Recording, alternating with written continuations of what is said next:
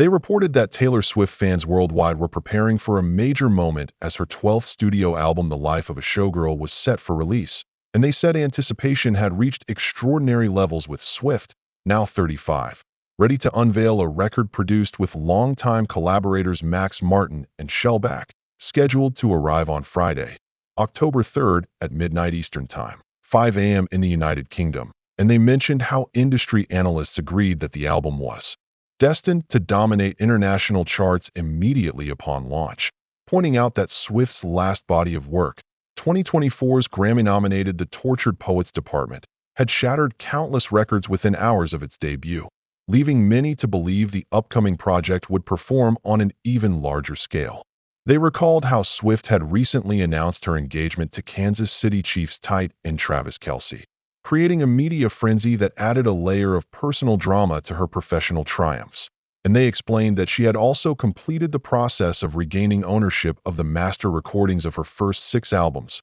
a move praised as one of the most significant achievements of her career, marking her total control over past and present. They revealed that Swift was embarking on a series of rare television and radio appearances to support the record, including a performance on the Graham Norton Show on the BBC on Friday evening, as well as early morning interviews on Capital and Heart's radio breakfast shows, ensuring that she would dominate conversation across multiple media platforms throughout release day. They explained that Friday evening would also mark the launch of the official release party of A Showgirl, a theatrical screening across cinemas featuring the premiere of the music video for lead single The Fate of Ophelia, combined with behind-the-scenes content and lyric videos, creating an immersive global fan experience that blurred the line between film and music. They described how, as the countdown to release narrowed to hours, suspense grew unbearable among fans who had not heard even a single track in advance, and industry insiders compared the secrecy to that of major blockbuster films rather than conventional albums,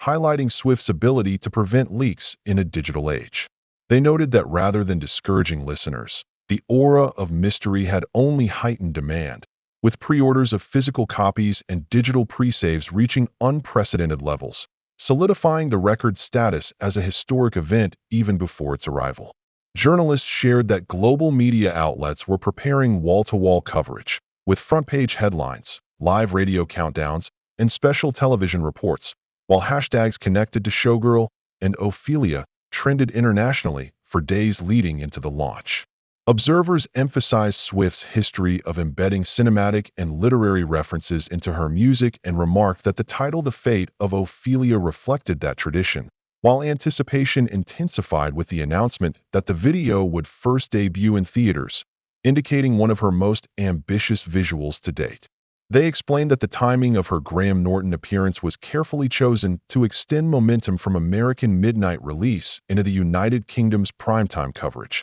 ensuring global continuity of attention, and the breakfast radio interviews earlier the same day guaranteed early morning buzz across Europe, keeping her name circulating for an entire 24-hour cycle. Analysts remarked that while other artists relied heavily on playlists or early singles to drum up interest, Swift's ability to generate hype without revealing any music at all was unparalleled, and the campaign thrived purely on speculation, Billboard sightings, and cryptic clues teased by Taylor Nation, which encouraged fans to decode hidden messages online. Commentators recalled how Swift's team had transformed the rollout into a kind of global scavenger hunt, with fans sharing screenshots, analyzing typography, and debating lyrical hints, effectively sustaining conversation nonstop. Subscribe now to follow every moment of this historic release. Industry observers noted that the strategy of combining theatrical premieres with album launches echoed the runaway success of her era's tour concert film, which had broken box office records worldwide, and they reasoned that the decision to host screenings across cinemas demonstrated Swift's understanding of her fanbase's willingness to embrace communal experiences around her music, a rarity in the streaming era. They added that Spotify itself was bracing for unprecedented traffic on release night, expecting The Life of a Showgirl to set new global records for 24-hour streams, while insiders revealed that vinyl pressing plants were working overtime after receiving one of the largest orders in recent memory, suggesting physical sales would once again rival digital, a phenomenon unusual in the modern industry. They reminded audiences that Swift's previous era, the Tortured Poets department, had leaned into literary ambition and darker textures, and many predicted the new album would represent a sharp stylistic pivot, returning to bold, theatrical pop sounds shaped by Max Martin and Shellback, the very producers behind some of her most iconic earlier hits. Critics argued that this contrast heightened excitement, because Swift had cultivated a reputation for reinvention with every era, citing her folk-inspired folklore and Evermore projects, followed by the sleek synth tones of Midnights, the sprawling conceptualism of the Tortured Poets department, and now what seemed to be a glittering pop spectacle in the life of a showgirl. Analysts further explained that the alignment of her engagement news with the rollout gave the era a personal narrative thread attractive to mainstream media, enabling coverage across entertainment and sports pages alike, a cross-market reach rarely achieved by a single artist. They stressed that the symbolism of reclaiming her masters was also resonant, allowing Swift to present herself as both performer and businesswoman in full control, lending additional weight to the album's arrival. Reporters highlighted how the Shakespearean undertones of the fate of Ophelia sparked fan theories about themes of tragedy, femininity, and rebirth,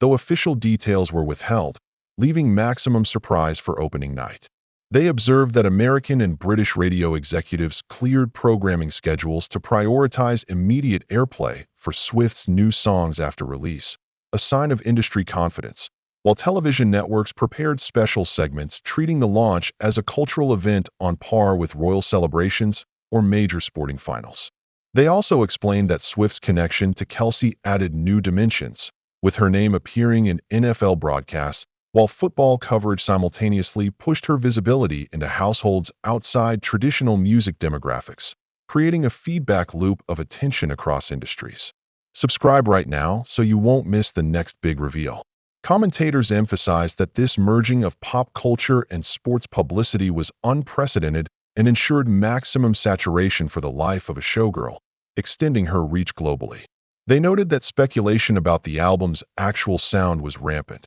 with some predicting up-tempo anthems designed for arenas, others expecting theatrical cabaret flavors inspired by the title, and many assuming callbacks to earlier eras, though the confirmed involvement of Martin and Shellback guaranteed irresistible hooks poised to dominate global radio. Analysts underscored that the promotional campaign was meticulously orchestrated, from coordinated billboards in world capitals to planned leaks of lyric snippets, and fans across platforms turned the lead-up into a participatory event. Reporters described how online forums, TikTok communities, and Discord groups buzzed around the clock with Swifties dissecting every clue, reinforcing a shared sense of ownership over the era. They added that ticket sales for the official release party of a showgirl were exceptionally strong, with multiple theaters selling out early, proving the cinematic approach was effective. Journalists explained that theaters partnered with Swift's team to provide collectible merchandise and themed experiences,